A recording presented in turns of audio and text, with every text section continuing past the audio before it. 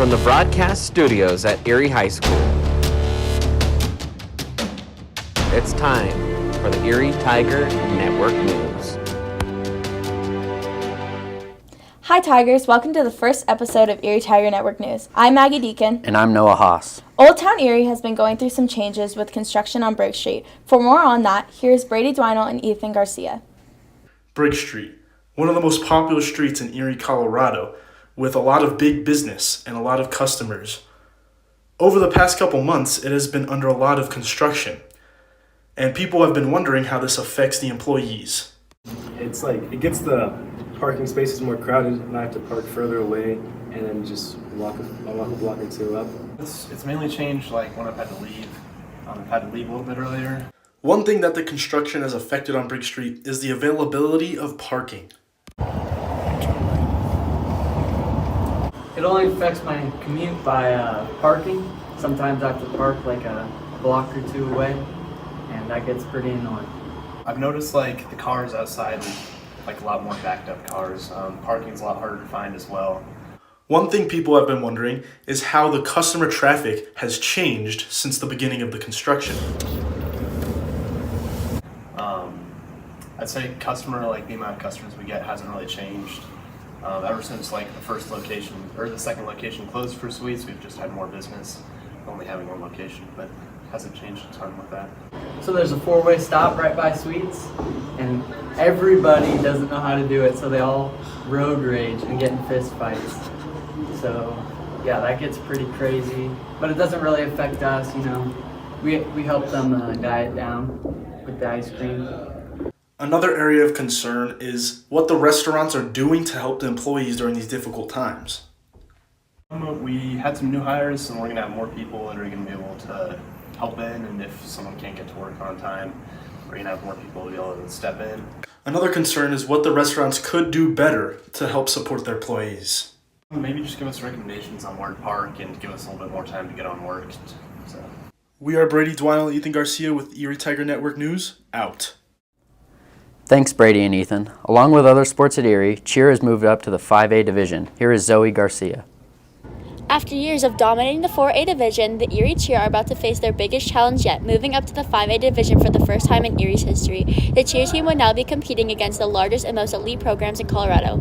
Erie Cheer has been the pride of the school, consistently placing at the top 4 of the 4A division. I feel like they haven't been more strict, but they definitely, they also know we have a lot more pressure and, a lot more weight on our shoulders going into 5A, and, everyone knows us from, getting grand champs last year, so all, the 5A people expect, a lot of us, and so our coaches.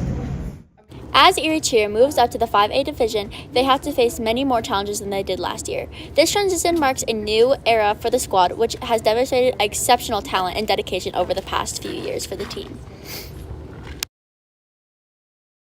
Definitely hard with such a new team since we lost a lot of seniors, and we brought a lot of people up from JV.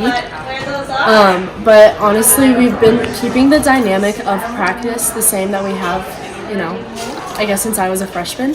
And we have fun, we work hard and get our stuff done, but we all know that we have this one goal, and all we really want to do is succeed and make Erie varsity is one of a kind when it comes to school spirit. Cheer continues to grow as we move up to 5A and face more schools that have been in 5A longer than us. It's a little more challenging, but it's very cool. I think it's super fun, compared to what we've done in the past, and I think it's going to be a showstopper, and everyone's going to love it. The squad is preparing for the season with lots of hard work and plans to add more higher elite skills to elevate the routine. As the Erie Cheer team prepares for the season in 5A, the community is rallying behind them, excited to support their journey in the new division for the years to come. Go Erie Cheer!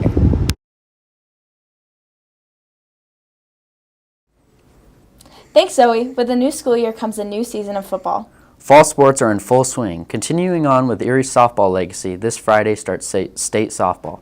Football is a game against Legacy tomorrow at 6:30 in the Erie Tiger Stadium, and the theme is Pink Out. There's an away soccer game at Legacy tomorrow at 7. There's also a girls volleyball game against Legacy tonight at 6:30 in the EHS gym. Make sure to pack the stands for these Tigers. Here's Baylor Adams and Jack Arnold with some updates on Erie Tiger Network football. The Erie High School football team got their first taste of 5A league play, opening the season with a dominant 45-0 win over Brighton High School. I think my favorite moment of the season was in the Brighton game. I had a fumble recovery, and it was just kind of like one of my first big plays on varsity. Erie's next two opponents were both ranked in the top 5 in Colorado, and Erie's leaders still had the same goals in mind. My individual goals for the rest of the season are to be a better leader and stay more composed during games. Although they fell short in those next 2 games, they still had a lot more season to look ahead to.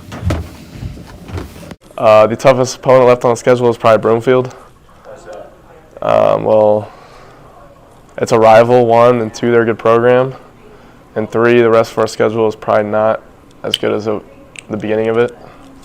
With the Erie Tigers being 2-2 headed into Week 6 against Broomfield, the players are still as determined as they were to start the season to get to the end goal.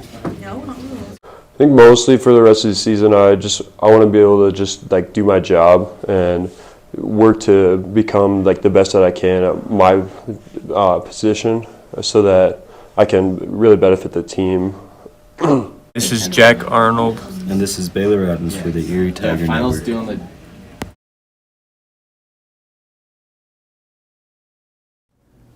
Thanks, Baylor and Jack. We wish the Tigers good luck with the rest of their season. We also want to wish all the luck to seniors with their college applications. Be sure to tune in to the Erie Tiger Network on YouTube and watch live broadcasts of sports games. And also be sure to check us out on Facebook, Twitter, and Instagram. Thank you for watching the first episode of the school year. I'm Noah Haas. And I'm Maggie Deacon. We'll see you next time on the Erie Tiger Network News.